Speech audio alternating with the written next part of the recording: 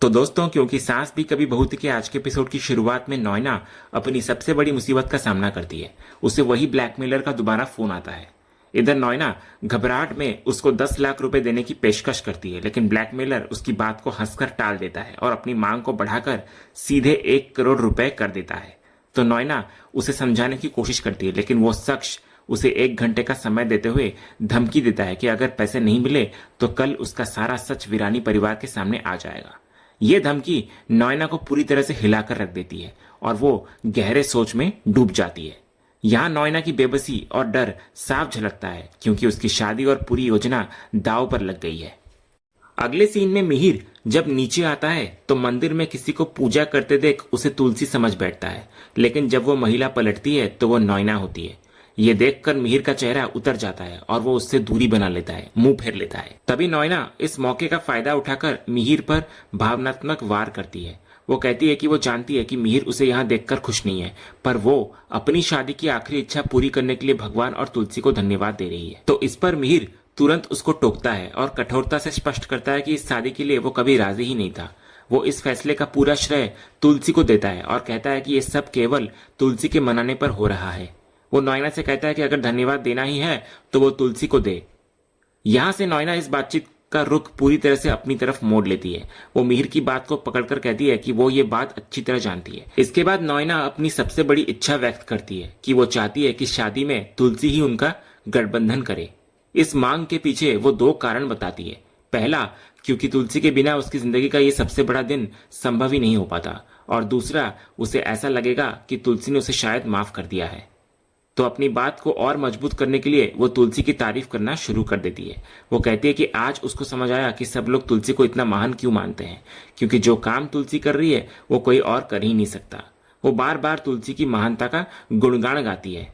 तभी मिहिर उसकी इन बातों से असहज होकर कुछ जवाब देने की कोशिश करता है, लेकिन वो अपनी बात पूरी कर पाता उससे पहले ही वहां नंदिनी आ जाती है। इसके बाद नंदिनी मिहिर को पूछती है कि माँ को देखा है क्या आपने? तो मिहिर बोलता है, नहीं देखा, शायद शोभा के रूम में होगी। लेकिन नंदिनी बोलती है कि सब जगह देख लिया, लेकिन वो कहीं पर भी नहीं है। इसके बाद जब नंदिनी मुन्नी से पूछती है तो पता चलता है कि उसने भी सुबह से तुलसी को नहीं देखा है। तभी गायत्री एक बेहद चिंताजनक बात बताती है कि आज सुबह तुलसी के पौधे पर दिया नहीं जला था। ये सुनकर मिहिर हैरान रह जाता है, क्योंकि ऐसा होना असंभव है। गायत्री फिर जोर देकर कहती है कि शांति निकेतन में रहते हुए तुलसी ने कभी अपनी पूजा नहीं छोड़ी। नॉयना भी इस बात में अपनी बात जोड़ती है कि जब वो मंदिर आई थी तब भी दिया नहीं जल रहा था। तभी इतने में शोभा सबको तुलसी के रूम में बुलाती है। वहां तुलसी तो होती नहीं, लेकिन जमीन पर खिड़की का टूटा हुआ एक कांच पड़ा होता है। मिहिर कांच को हाथ में लेकर देखता है और पाता है कि खिड़की का एक छोटा सा हिस्सा टूटा है। वो नंदिनी से पूछता है कि क्या उसने ये नहीं देखा, जिस पर नंदिनी कहती है कि वो बस दरवाजे से आवाज लगाकर चली गई थी। तो मिहिर अब सारे सुरागों को एक साथ जोड़ता है, तुलसी का गायब होना, पूजा न करना और अब ये टूटा हुआ कांच। उसे यह सब बहुत अजीब लगता है। वो तुरंत तुलसी को फोन लगाता है, लेकिन फोन नॉट रीचेबल आता है। तभी इसी तनाव के बीच शादी करवाने के लिए पंडित जी आ जाते हैं। तो मिहिर बिना एक पल सोचे पंडित जी को कहता है कि आज शादी हो नहीं पाएगी। ये सुनकर नॉयना तुरंत मिहिर के पास आती है और उससे सवाल करती है कि वो शादी क्यों रद्द कर रहा है। वो एक आखिरी उम्मीद जताती है कि शायद तुलसी वापस आ जाए। तो मिहिर नॉयना को घर की गंभीर स्थिति का एहसास कराता है कि तुलसी अचानक गायब है, उसका फोन नहीं लग रहा है और पूरा परिवार गहरे तनाव में है। वो इस बात पर आश्चर्य जताने लगता है कि ऐसे माहौल में नॉयना शादी के बारे में सोच भी कैसे सकती है। वो उसे उसी की कही बात याद दिलाता है कि वो तुलसी के बिना शादी नहीं करेगी। नॉयना इधर बचाव में कहती है कि अभी भी समय बाकी है और वो वापस आ सकती है, लेकिन मिहिर उसकी कोई भी दलील सुनने को तैयार नहीं होता। वो साफ कहता हुआ नजर आता है कि उसके लिए तुलसी की मौजूदगी किसी भी शुभ मुहूर्त से बढ़कर है। वो कहता है कि तुलसी के बिना सारे मुहूर्त व्यर्थ हैं और वो इस समय कोई बहस नहीं करना चाहता, क्योंकि वो तुलसी को लेकर बहुत स्ट्रेस में है। जब नॉयना समझ जाती है कि मिहिर किसी भी कीमत पर नहीं मान रहा, तो वो तुरंत अपनी रणनीति बदल लेती है। वो मिहिर की बातों से सहमत होते हुए कहती है कि वो भी तुलसी के लिए उतनी ही चिंतित है और उनकी पहली प्राथमिकता तुलसी को ढूंढना ही होना चाहिए। इसके बाद वो खुद आगे बढ़कर पंडित जी को विनम्रता से जाने के लिए कहती है, ये आश्वासन देते हुए कि जब जरूरत होगी उन्हें वापस बुला लिया जाएगा। जैसे ही पंडित जी जाते हैं, नॉयना जानबूझकर खांसने लगती है, जिससे उसकी तबीयत बिगड़ने का आभास होता है। ये देखकर सुचित्रा उसको सहारा देकर कमरे के अंदर ले जाती है। इसके बाद शोभा गौतम को फोन लगाती है, ये सोचकर कि शायद तुलसी वहां गई हो। तो गौतम भी यह सुनकर हैरान नजर आता है और कहता है कि तुलसी वहां नहीं है और वो कभी बिना बताए नहीं आती। जब परिवार के बाकी मेंबर्स बताते हैं कि फोन नॉट रीचेबल है तो गौतम इधर से कहता है कि तुलसी अपना फोन कभी बंद नहीं करती। फिर सब लोग अलग अलग दिशाओं में प्रयास करने का फैसला करते हैं। इधर घर में मायूसी और डर का माहौल होता है। परी बुरी तरह घबराई हुई होती है और कहती है कि उसके मन में बुरे ख्याल आ रहे हैं। तो शोभा और मुन्नी उसको तुरंत शांत करने की कोशिश करते हैं। तभी गायत्री इधर बोलती है कि नौयना के कदम फिर से इस घर में पड़ गए ना तो अच्छा कैसे सोचें। वहीं दूसरी तरफ कमरे में नौयना सुच्चू के साथ आती है। वो नर्स द्वारा दी गई दवाई लेने से मना कर देती है और सुच्चू नर्स को बाहर भेज देती है। अकेले होते ही नौयना का असली रूप सामने आता है। वो गुस्से और हताशा में सुच्चू से कहती है कि उसकी पूरी मेहनत पर पानी फिर गया। वो शिकायत करती है कि उसकी शादी होने ही वाली थी कि महान तुलसी अचानक गायब हो गई और मिहिर ने शादी रोक दी। वो अपनी किस्मत को कोसती है कि उसको जीवन में कुछ भी आसानी से नहीं मिलता। तभी सुच्चू एक डरावनी संभावना जताती है कि कहीं तुलसी को नौयना के कैंसर के झूठ के बारे में पता तो नहीं चल गया और उसने शादी रोकने के लिए ये सब किया हो। लेकिन नौयना इस थ्योरी को खारिज कर देती है। उसका तर्क होता है कि अगर तुलसी को इतना बड़ा सच पता चलता तो वो घर छोड़कर नहीं जाती बल्कि सबके सामने तमाशा करती है और उसको अपमानित करती। ये दिखाता है कि नौयना तुलसी के स्वभाव को समझती है। वहीं दूसरी तरफ गौतम दामिनी से बात करते हुए बेहद परेशान और तनाव में होता है। उसकी चिंता का मुख्य कारण यह होता है कि उसकी माँ तुलसी न सिर्फ गायब है बल्कि उनका फोन भी नहीं लग रहा।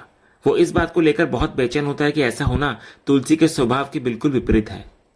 गौतम की चिंता सिर्फ तुलसी के गायब होने तक की सीमित नहीं थी बल्कि वो एक गहरे अपराध बोध में भी ग्रस्त था। वो दामिनी को बताता है कि तुलसी ने उसे और परिवार को खास तौर पर शादी में शामिल होने के लिए बुलाया था लेकिन उसने काम का बहाना बनाकर आने से मना कर दिया था। वो स्वीकार करता है कि असली वजह काम नहीं बल्कि ये थी कि वो अपने पिता और नौयना की शादी का हिस्सा नहीं बनना चाहता था। उसे इस बात का गहरा पछतावा हो रहा होता है कि उसने अपनी माँ की इच्छा का सम्मान नहीं किया। फिर गौतम अपनी स्थिति की विडंबना पर भी बात करता है। वो कहता है कि आज वो शांति निकेतन जा तो रहा है जैसा कि उसकी मां चाहती थी लेकिन खुशी के मौके पर नहीं बल्कि एक चिंताजनक स्थिति में अपनी मां को ढूंढने के लिए। उसकी सबसे बड़ी प्रार्थना बस यही होती है कि उसकी मां जहां भी हो सुरक्षित हो। तभी दामिनी उसको हिम्मत देती है और नकारात्मक न सोचने के लिए कहती है। फिर वो उसके साथ जाने की पेशकश भी करती है लेकिन गौतम उसे नकुल के पास रुकने के लिए कहता है क्योंकि उसे नहीं पता कि वहां कितना टाइम लग सकता है। तो दामिनी उसकी बात मान लेती है लेकिन उससे एक वादा लेती है कि अगर उसे जरूरत महसूस हो तो वो तुरंत उसे फोन करेगा। तो गौतम भी उससे ये वादा करता है। वहीं दूसरी तरफ नौयना तुलसी का पता लगाने के लिए एक और चाल चलती हुई नजर आती है। वो एक वॉइस नोट रिकॉर्ड करती है जिसमें वो बड़ी मासूमियत से पूछती है तुलसी को कि वो कहाँ है और सब लोग उसके लिए बहुत चिंतित है। वो ये भी कहती है कि शादी अभी के लिए टल गई है। उसका असली मकसद ये जानना होता है कि तुलसी कब लौटेगी ताकि शादी हो सके। जैसे ही वो वॉइस नोट भेजती है उसको ब्लैकमेलर का दोबारा फोन आता है। ब्लैकमेलर उस पर तंज कसता है कि 1 करोड़ की मांग के बाद भी वो शांत बैठी है। वो बताता है कि वो खुद शादी रोकने आने वाला था लेकिन उसका काम तो तुलसी ने ही कर दिया। तो नौयना यह सुनकर चौंक जाती है कि उसको शादी रुकने और तुलसी के गायब होने की खबर कैसे मिली। तो ब्लैकमेलर रहस्यमय तरीके से कहता है कि वो अपने मतलब की हर चीज पर नजर रखता है। तभी नौयना तर्क देती है कि जब शादी नहीं हो रही तो वो उसके पीछे क्यों पड़ा है। तो ब्लैकमेलर साफ कहता है कि उसे शादी से नहीं सिर्फ अपने पैसे से मतलब है। वो उसे धमकी देता है कि अगर सच सामने आया तो घर में बर्बादी होगी। तो नौयना पैसे अरेंज करने के लिए समय मांगती है लेकिन वो ये कहकर मना कर देता है कि मिहिर के साथ पार्टनरशिप खत्म होने पर उसे बहुत पैसा मिला होगा। फिर आखिर में वो पैसे पहुंचाने की शर्त रखता है कि पैसा नौयना की बहन सुच्चू लेकर आएगी और जगह वो खुद बताएगा। इधर नौयना अब चारों तरफ से घिर चुकी होती है। ब्लैकमेलर सिर्फ पैसे नहीं मांग रहा होता बल्कि वो उसके हर कदम पर नजर रखे हुए होता है जिससे नौयना का डर और बढ़ गया होता है। तो इधर अपनी बहन को इस काम में शामिल करने की शर्त उसे और भी असह्य बना देती है क्योंकि अब उसका राज और अपराध दोनों उसकी बहन से भी जुड़े हुए हैं। अंत में वो बेबस होकर सुच्चू से ये काम करने के लिए कहती है और सुच्चू हमेशा की तरह उसकी हेल्प करने के लिए तैयार हो जाती है। अगले सीन में घर पर पुलिस आती है। मिहिर की आवाज में गहरी बेबसी और हताशा होती है। वो इंस्पेक्टर से, जो उसके भाई हेमंत का अच्छा दोस्त भी है, हेल्प की गुहार लगाता है। वो बताता है कि कई घंटे बीत चुके हैं, तुलसी का कुछ पता नहीं है और उसका फोन भी नहीं लग रहा जिससे पूरा परिवार बेहद परेशान है। तो इंस्पेक्टर पेशेवर ढंग से उसको समझाता है कि कानूनी तौर पर वे 24 घंटे से पहले किसी की मिसिंग की रिपोर्ट दर्ज नहीं करा सकते क्योंकि अक्सर लोग छोटी मोटी वजहों से चले जाते हैं और वापस आ भी जाते हैं। लेकिन मिहिर हार नहीं मानता। वो दोस्ती का वास्ता देकर पूछता है कि क्या वो औपचारिक रूप से कुछ हेल्प कर सकते हैं। तो इस पर इंस्पेक्टर मान जाता है और कहता है कि दोस्ती के नाते वो पूरी कोशिश करेगा, लेकिन इसके लिए उसे परिवार के सभी मेंबर से बात करनी होगी ताकि ये पता चल सके कि तुलसी से आखिरी बार किसकी और क्या बात हुई थी। इसके बाद एक औपचारिक पूछताछ का दौर शुरू होता है। इंस्पेक्टर सबसे पहले परी से बात करता है। परी बताती है कि तुलसी रात को आखिरी बार उसके कमरे में आई थी। वो रोज की तरह उसकी बेटी गरिमा के लिए बादाम का दूध लेकर आई थी, लेकिन उस वक्त वो काफी थकी हुई और परेशान लग रही थी। फिर परी अपनी पूरी बातचीत इंस्पेक्टर को बताती है। इसके बाद इंस्पेक्टर एक एक करके मुन्नी और गायत्री समेत घर के सभी मेंबर्स से भी सवाल जवाब करता है। फिर अंत में इंस्पेक्टर मिहिर से पूछता है कि क्या उसकी तुलसी से कोई बात हुई थी। तो मिहिर कहता है कि वो उससे बात करने गया था और आवाज भी लगाई थी, लेकिन वो बहुत गहरी नींद में लग रही थी। परी तुरंत इस बात का समर्थन करती है। इसके बाद ये सुनकर इंस्पेक्टर इस निष्कर्ष पर पहुंचता है कि तुलसी रात में अपने कमरे में ही थी, लेकिन सुबह तक वो घर से जा चुकी थी। तभी इतने में एक हवलदार भागता हुआ आता है और बताता है कि उसे पत्थर में लिपटी हुई एक चिट्ठी मिली है। तो मिहिर कांपते हाथों से उस चिट्ठी को खोलकर पढ़ता है। उसमें लिखा होता है कि अगर सच जानना है तो मुझसे आकर मिलो, अकेले, किसी को साथ मत लाना और ना ही किसी को कुछ बताना।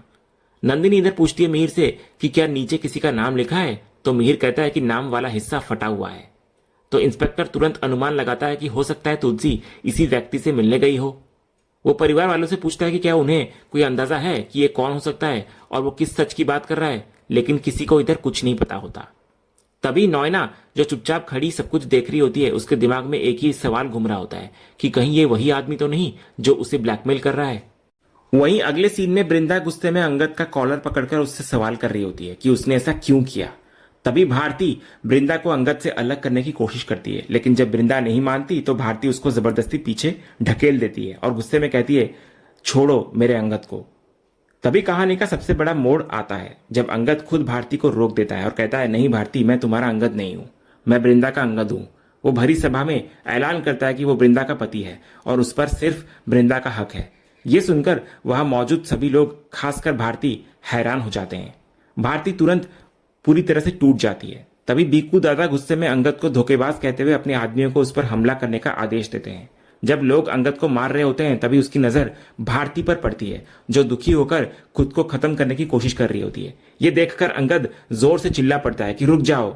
और तभी अगले ही पल ये पूरा का पूरा दृश्य एक सपने में बदल जाता है। अंगद अपनी नींद से जागता है और पाता है कि वृंदा उसके सामने मिठाई खा रही है। वो अंगद से पूछती है कि वो रुक जाओ किसे कह रहा था।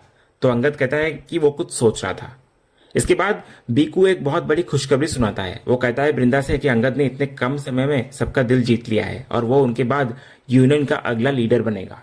ये सुनकर वृंदा बहुत खुश होती है और अंगद को कॉन्ग्रेचुलेट करती है। इधर बीकू कहता है कि इसके पीछे एक और बड़ी वजह है, जो सबसे बड़ी खुशखबरी है। फिर जैसे ही वो अंगद और भारती की शादी की बात बताने वाला होता है, नंदू उन्हें यह कहकर बुला लेता है कि सब लोग इंतजार कर रहे हैं। तो बीकू के जाते ही अंगद मौका देखकर वृंदा को सच बताने के लिए उसे अकेले में बात करने के लिए कहता है। जैसे वे दोनों साइड में जाते हैं, उनके बीच में भारती आ जाती है। वो वृंदा को मिठाई देते हुए कहती है कि आज उसके लिए भी बहुत खुशी का दिन है। जब वृंदा पूछती है कि क्यों, तो भारती कहती है कि आज उसका दुगना स्पेशल डे है, क्योंकि ये अंगद का भी खास दिन है। वृंदा के दोबारा पूछने पर कि उसका स्पेशल डे कैसे है, तो भारती लगभग ये खुलासा करने ही वाली होती है कि उसकी और अंगद की शादी होने वाली है कि तभी रमेश आकर वृंदा को यह कहकर बुला लेता है कि एक क्लाइंट मीटिंग के लिए इंतजार कर रहा है। तो वृंदा वहां से चली जाती है। दूसरी तरफ अंगद अपना काम कर रहा होता है और कुछ मजदूर अचानक उसके चेहरे पर कपड़ा डालकर उसको अगवा कर लेते हैं। दूसरी तरफ वृंदा अंगद को ढूंढ रही होती है, क्योंकि वो उससे कुछ कहना चाहता था, लेकिन वो उसे कहीं नहीं मिलता। इधर अपहरण करने वाले कोई और नहीं बल्कि मंगल के आदमी होते हैं। कपड़ा हटाने पर मंगल अंगद के सामने आता है और उसको धमकाना शुरू कर देता है। वो अंगद का कॉलर पकड़कर कहता है कि वो जिस तरह आया है उसी तरह चुपचाप वापस चला जाए, वरना वो उसका बुरा हाल कर देगा। तो अंगद हैरान होकर पूछता है कि उसे क्यों उठाया गया है। तो मंगल गुस्से में कहता है कि अंगद ने उसकी जिंदगी बर्बाद कर दी है। यूनियन का लीडर उससे बनना था, लेकिन अंगद बन गया। इतना ही नहीं, उसने मंगल की भारती पर भी हक जमा लिया। तभी अंगद इधर कहता है कि इसमें उसकी कोई गलती नहीं है। फिर वो मंगल से कहता है कि वो जाकर बीकू से बात करे, जिन्होंने उसे लीडर बनाया है। इतना बोलकर वो वहां से चला जाता है। ये पूरा दृश्य दूर खड़ी वृंदा अपनी गाड़ी में बैठकर देख रही होती है। वो मंगल की बातें सुनकर चौंक जाती है, खासकर ये बात कि अंगद ने भारती पर भी हक जमा लिया है। ये सुनकर वृंदा के मन में अंगद और भारती के रिश्ते को लेकर एक गहरा शक पैदा हो जाता है कि आखिर इन दोनों के बीच में चल क्या रहा है। इसके बाद इधर दूसरी तरफ अंगद अकेले में ये अभ्यास कर रहा होता है कि वो भारती को अपनी शादी की सच्चाई कैसे बताएगा। वो खुद से बात कर रहा होता है कि मैं तुमसे शादी नहीं कर सकता, क्योंकि मैं पहले से शादीशुदा हूं। तभी इतने में भारती पीछे से आकर उसको गले लगा लेती है। फिर भारती अंगद की इस हरकत को प्यार की निशानी समझती है और मजाक में कहती है कि वो शायद उसे आई लव यू बोलने की कोशिश कर रहा था। वो कहती है कि अब तो उनकी शादी होने वाली है तो वो खुलकर अपने प्यार का इजहार कर सकता है। तो अंगद उसको गंभीरता से बात करने के लिए बिठाता है और कहता है कि उसे उनकी शादी के बारे में कुछ जरूरी बात करनी है। तो भारती उससे वजह पूछती है। वो उसकी आंखों में देखकर पूछती है कि क्या वो उससे प्यार करता है। इस सवाल के जवाब में अंगद बस इतना ही कह पाता है कि मैं ऑलरेडी, लेकिन उसका वाक्य अधूरा रह जाता है। पर भारती उसकी अधूरी बात से ही सब कुछ समझ जाती है और उसे एहसास हो जाता है कि अंगद की जिंदगी में शायद कोई और है। तो अंगद की ये अधूरी बात सुनते ही भारती अचानक वहां से उठकर भागने लगती है। तो अंगद भी उसके पीछे पीछे भागता है और उसको रोकने की कोशिश करता है, लेकिन वो नहीं रुकती। इसके बाद भारती सड़क पर सामने से आ रही एक गाड़ी के सामने आकर खड़ी हो जाती है। ठीक उसी पल जब गाड़ी उसके बिल्कुल नजदीक पहुंचती है, अंगद उसको बचा लेता है। गाड़ी के सामने से बचाए जाने के तुरंत बाद भारती सदमे में बेहोश हो जाती है और उसको थोड़ी चोट भी लग जाती है। घबराया हुआ अंगद उसको पास की एक बेंच पर सुला देता है। ठीक उसी समय सामने से नंदू और कजरी आ रहे होते हैं, तो उनको देखकर अंगद हेल्प के लिए उन्हें आवाज देता है। फिर अंगद नंदू की पत्नी कजरी से पानी लेता है और भारती के चेहरे पर छींटे मारकर उसको होश में लाने की कोशिश करता है। कुछ पलों बाद भारती धीरे धीरे अपनी आंखें खोलती है। होश में आते ही वो बिना कुछ कहे सिर्फ अंगद को देखती रहती है।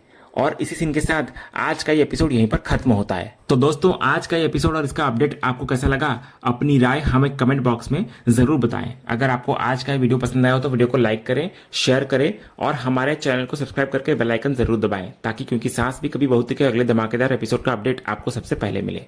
तब तक के लिए धन्यवाद।